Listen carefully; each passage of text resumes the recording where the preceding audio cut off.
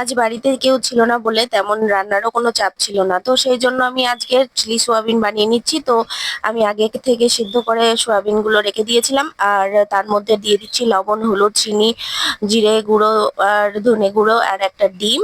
আর এদিকে দিয়ে দেবো একটু বেকিং পাউডার। তো আমি এগুলো 5 মিনিট রেখে দেবো ম্যারিনেট করে।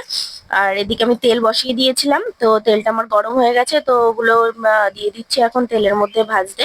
তো এগুলো ভাজা হয়ে গেছে আমার। এবার আমি এগুলো তুলে নিয়েছি। এবার এই তেলেই আমি এই অল্প তেলেই দিয়ে দেবো পেঁয়াজ কুচি আর ক্যাপসিকাম কুচি। এখন দিয়ে দিলাম ফোড়ন, শুকনো লঙ্কা আর তেজপাতা। আর এখন দিয়ে দিচ্ছি পেঁয়াজ কুচি আর রসুন কুচি। এবার দিয়ে দেবো ক্যাপসিকাম আর টমেটো। তো দেখো বন্ধুরা, আমি আজকে পেঁয়াজগুলো একটু অন্যরকম শেপে কেটেছি, কারণ টমেটো আর ক্যাপসিকাম গুলো হ্যাঁ চৌকো করে কেটেছি বলে আমি পেঁয়াজগুলো একটু লম্বা করে কেটে নিয়েছি। আর এবার দিয়ে দিলাম আদা আর রসুনের পেস্ট।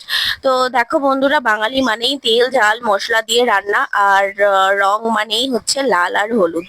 তো দেখো লাল আর হলুদ রংটা তেমন আমাদের ভালো লাগে, আর তেমন হচ্ছে মানে বাঙালির রান্না মানে একটু তেল ঝাল মশলা বেশি দিয়ে। তো আমি এখন দিয়ে দিচ্ছি একটু লঙ্কার গুঁড়ো। আর এখানে 3 চামচের মতো আমি টমেটো সস নিয়ে নিয়েছিলাম বড় চামচের। আর এর মধ্যে একটু জল মিশিয়ে নিচ্ছি। জল মিশিয়ে নিলে কি একটুখানি ঘনটা কেটে যাবে।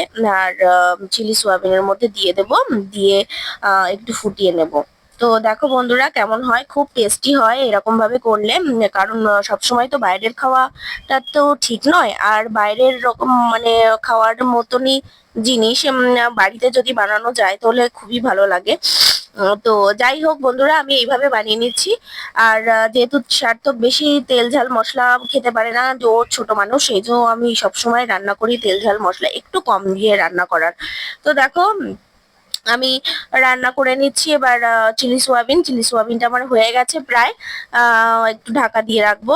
আর দেখবে একটু গরম গরম থাকলে না একটু ঝোল ঝোল মতো লাগে, মানে লিকুইড হয়ে যায়। আর যখন সেটা ঠান্ডা হয়ে যায় না, তখন সেটা গ্রেভিটা খুব সুন্দর হয়ে যায়, মানে একটু গাঢ় টাইপের হয়ে যায়। তো আমার চিলি সোয়াবিন রেডি হয়ে গেছে। আজকে দুপুরের মেনু ছিল চিলি সোয়াবিন আর ভাত, কারণ আজকে তেমন কোনো চাপ ছিল না রান্নার।